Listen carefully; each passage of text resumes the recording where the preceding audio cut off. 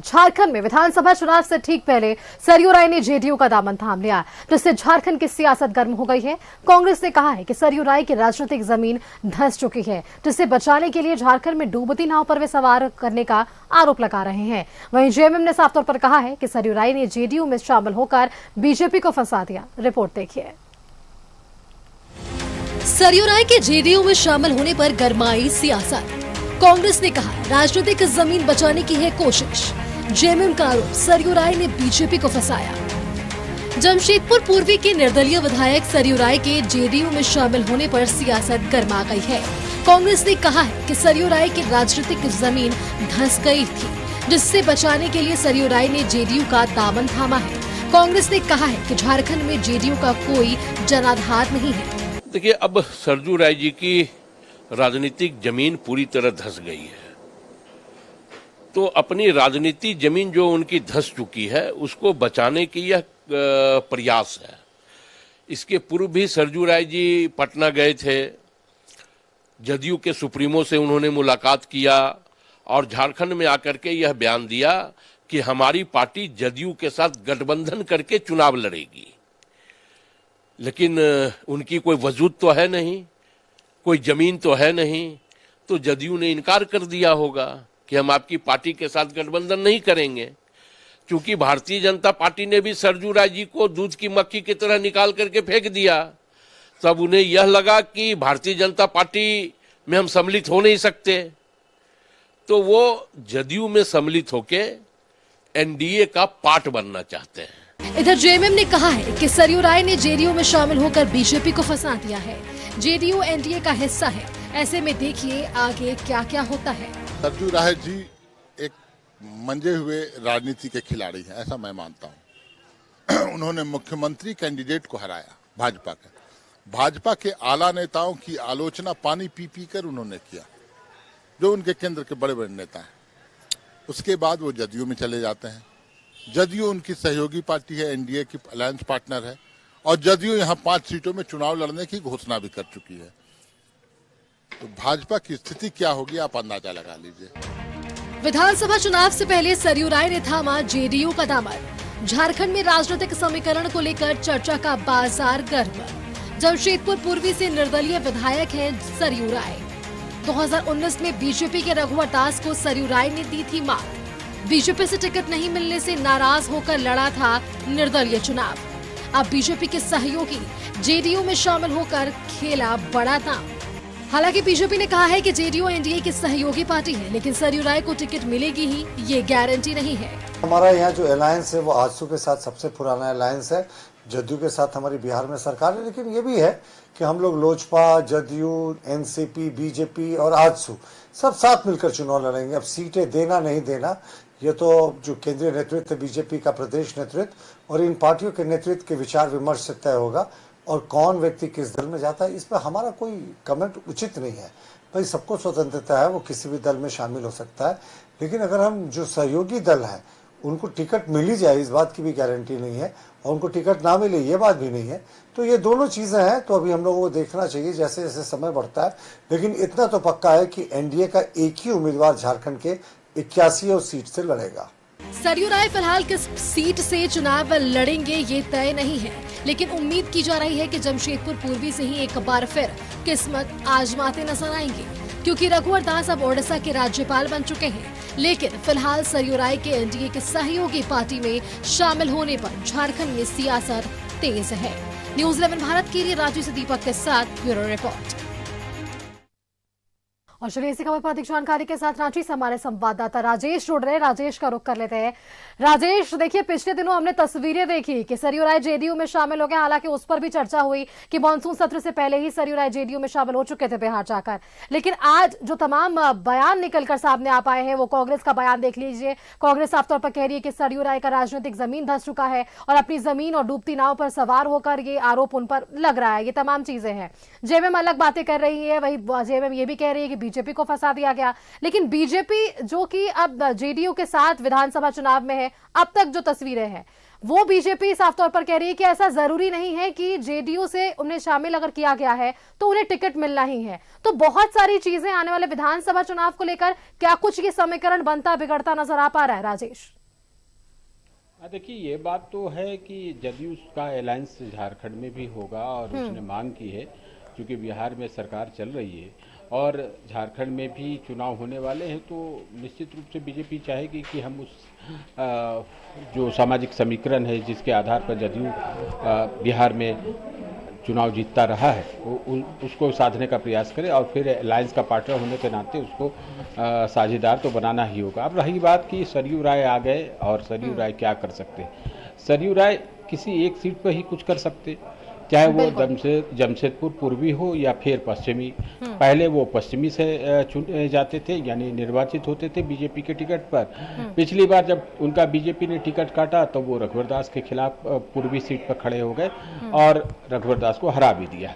तो ये बात तो निश्चित है कि सरयू राय में एक कुछ न कुछ तो है बात, तभी वो जदयू में गए हैं और जदयू ये जरूर प्रयास करेगा, उसका नेतृत्व जरूर प्रयास करेगा कि उन्हें चुनाव में लड़ाया जाए।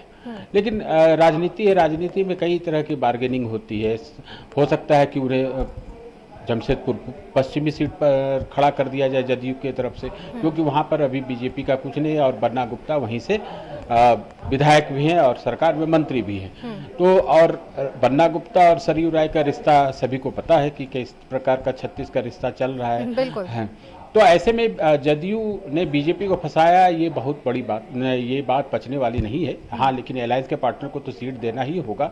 अब रही बात लोजपा को भी सीट देना होगा। अभी आपने देखा हिंदुस्तानी आवाम पार्टी जो है हम, जिसके जीतन राज मांझी प्रमुख रहे हैं और केंद्र सरकार में मंत्री हैं, एक लौता वो लोकसभा सीट जीत कर गए और केंद्र में मंत्री बने। तो यहाँ भी वो अपनी जमीन तलाश रहे हैं।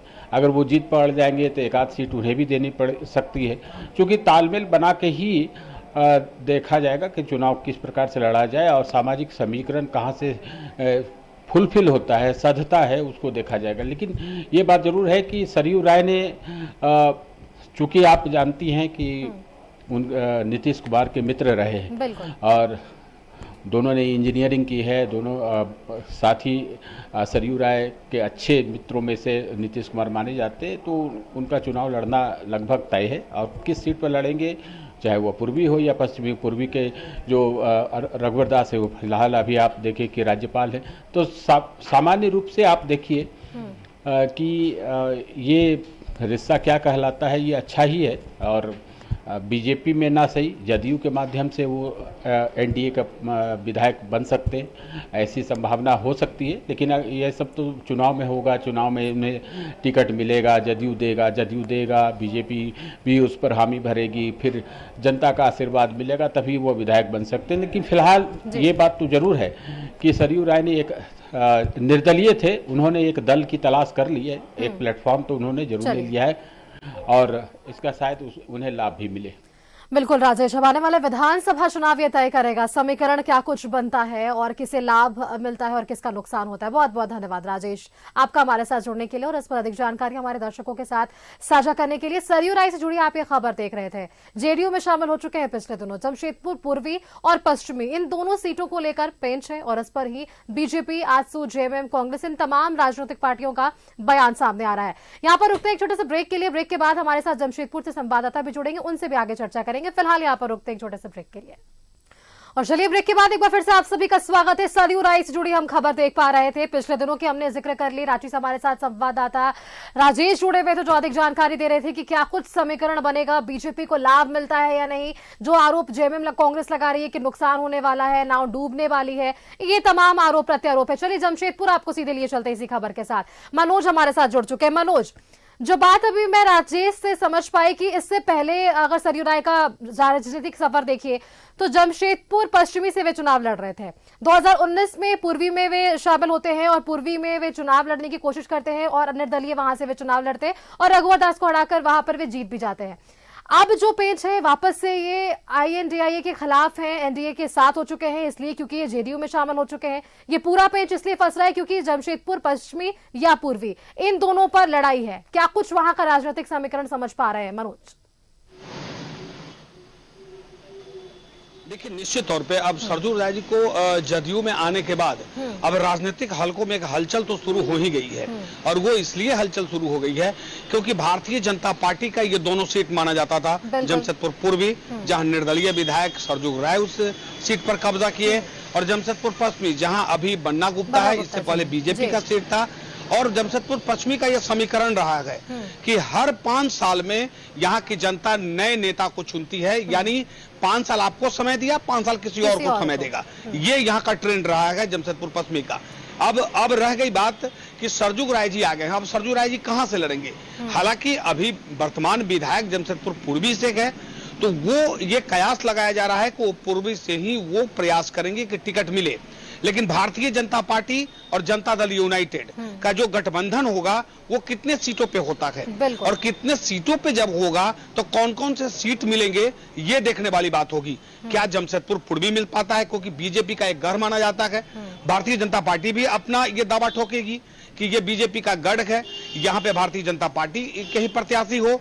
जमशेदपुर पश्चिमी एक सॉफ्ट कॉर्नर दिख रहा है क्योंकि वहां से ये विधायक भी रहेंगे पहले, तो हो सकता है कि अगर ये दोनों पाले की बात आए तो समझौता पे अगर बात आएगी। लेकिन हमने अपनी एक पूरी रिपोर्ट देखी है। इस पूरी रिपोर्ट में हमने बीजेपी का भी पक्ष सुनाया दर्शकों को।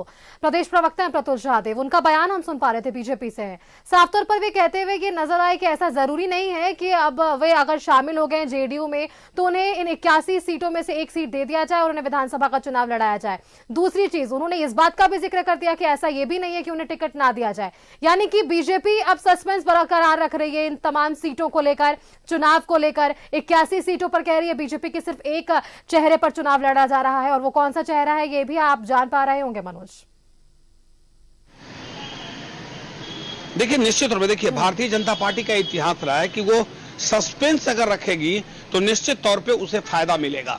और यही सस्पेंस है कि क्योंकि सरजू राय और सरजू राय के बाद अब भारतीय जनता पार्टी के कौन प्रत्याशी होंगे पूर्वी और पश्चिमी में। लेकिन यह बात भी सत्य है कि जनता दल यूनाइटेड और बीजेपी के जो बड़े लीडर हैं वो बैठकर तय करेंगे कि आखिर 81 सीटों में से कौन सा सीट जदयू के पाले में जाएगा। भले ही मांगने के लिए लोग मांग रहे हैं, हम भी मांग रहा है कि 6 से 7 चाहिए, जनता दल यूनाइटेड कर रहा है 10 से 11 चाहिए। तो ये मांगना तो कभी मांगने का दौर चल रहा है, अभी तो चलेगा ही, ये सब कुछ हवा में है। लेकिन जब पटल पर बात आएगी तो निश्चित तौर पे बीजेपी ऐसी पार्टी है जिसका ग्रास रूट से लेकर ऊपर तक उसके कार्यकर्ता हैं और उनका रिपोर्ट जाता है, तो वो भी जरूर समझेंगे कि पिछली बार की गलती हम नहीं दोहराएं और इस बार जो हम करें वो कम से कम इस बार हमको झारखंड में अपनी जगह मिले, झारखंड में पहचान मिले। और हम जो पिछली गलती की, हमने सरकार से बाहर हो गया, विपक्ष में बैठे, इस बार विपक्ष में नहीं बैठे, तो कहीं ना कहीं जनता दल यूनाइटेड और बीजेपी ये तय करेगी। न तो सरजू राय तय कर पाएंगे और न ही यहाँ के बाकी छोटे जो लीडर हैं या जो प्रत्याशी लड़ने वाले हैं वो तय कर पाएंगे। लेकिन इतना जरूर है कि जमशेदपुर में जो हलचल है वो लोग कह रहे हैं कि पूर्वी अगर नहीं तो पश्चिमी जरूर ये मारेंगे चाचा। लेकिन अब पश्चिमी मिलता है या नहीं मिलता है कि ये सिर्फ धनबाद चले जाते हैं, वो भी सवाल है कि या दूसरे जगह चले जाएंगे, या हो सकता है कि जनता दल यूनाइटेड इनके दूसरे तरह से बीजेपी के साथ वार्ता करके इनको ऊपर वाले खेमे में भेज दे, राज्यसभा भेज दे, कुछ भी हो सकता है। अभी तो पार्टी में ये गए हैं। लेकिन इतना जरूर है कि जब विधानसभा चुनाव आता है, पिछले 2 बार से देखा जा रहा है, तब सरजू राय जमशेदपुर नहीं पूरे झारखंड में एक चर्चा का विषय बनते हैं। पिछली बार मुख्यमंत्री को लेकर चर्चा का विषय में थे और इस बार इन्होंने जदयू में शामिल जब हो गए, बीजेपी में नहीं हो पाए तो जदयू में आए, तो ये चर्चा का विषय बन गया है और लोग तरह तरह की चर्चाएं कर रहे हैं। कांग्रेस पार्टी बोल रही है कि नाव डूबेगी, जेएमएम बोल रही है कि डूब जाएगी, जदयू और बीजेपी कह रहा है कि अब ऊपर वाले अगर कहेंगे तो निश्चित तौर पे इस बार जो होगा, जो पिछली बार गलती किए थे सरजू राय जी, घूम घूम कर पूरे झारखंड में बीजेपी के खिलाफ प्रचार किए थे, इस बार कम से कम वो तो मुंह बंद रहेगा, वो तो प्रचार नहीं करेंगे। जदयू और एनडीए के साथ हैं तो इनको एनडीए की बात करना, बीजेपी की बात। एक और बयान सामने आया था, जमशेदपुर पश्चिमी से विधायक है और मंत्री भी हैं गठबंधन में बन्ना गुप्ता, उनका भी इस पर एक बयान सामने आया था कि कंबल ओढ़कर हमने अब तक घी पीते लोगों को देखा है, ये तो मधु पी रहे हैं। तो ऐसा भी एक बयान जो कि अब वहां से पश्चिमी से है, विधायक है बन्ना गुप्ता, उनका भी एक बड़ा बयान है आज सरयू राय के खिलाफ। देखिए निश्चित तौर पे सरजुग राय जी से जब माफ करेंगे, जब हम बन्ना जी से ये सवाल किया कि सरजुग चाचा को अब तो जदयू में शामिल हो गए, तब उन्होंने कहा कि लोग तो कंबल होकर घी पीते हैं, लेकिन ये तो जो है कि ये कंबल ओढ़कर मधु पी गए। अब इसका सीधे तौर पे ये इशारा है कि जो लोग नहीं समझ रहे थे कि चाचा क्या करेंगे, उन्होंने ये कर दिया। और कहीं ना कहीं ये कांग्रेस पार्टी के जो अभी विधायक हैं, जो मंत्री हैं बन्ना जी, उनको भी कहीं ना कहीं उनको इस बात का डर है कि चाचा अगर यहाँ आते हैं तो खेल जो होगा वो मजेदार हो जाएगा, क्योंकि पिछली बार जो इनके सामने बीजेपी का प्रत्याशी था वो काफी कमजोर था, लेकिन इस बार जो है और जीत का दायरा भी बहुत ज्यादा नहीं था कि कहा जाए कि बहुत ज्यादा वोट से जीत गए हैं। 12,000-13,000 वोट से अगर कोई जीतता है और वो भी वैसे प्रत्याशी से जिसको कोई जानता नहीं था, अगर चाचा आते हैं वहां तो निश्चित तौर पर उनके लिए फाइट होगा, और फाइट होगा तो ये कुछ भी पलट सकता है। जी बिल्कुल मनोज, चलिए आपने ये तमाम समीकरण हमारे दर्शकों को समझाया। बहुत बहुत धन्यवाद मनोज आपका हमारे साथ जुड़ने के लिए और ये तमाम जानकारी हमारे दर्शकों के साथ साझा करने के लिए कि जमशेदपुर पश्चिमी और पूर्वी की लड़ाई जो अब होने वाली है आने वाले विधानसभा चुनाव में, उम्मीदवारों को लेकर दांव पेंच जो होने वाली है, किसका फायदा किसका नुकसान आने वाला विधानसभा चुनाव तय करेगा। रुकते हैं यहाँ पर एक छोटे से ब्रेक के लिए, जल्द हाजिर होंगे।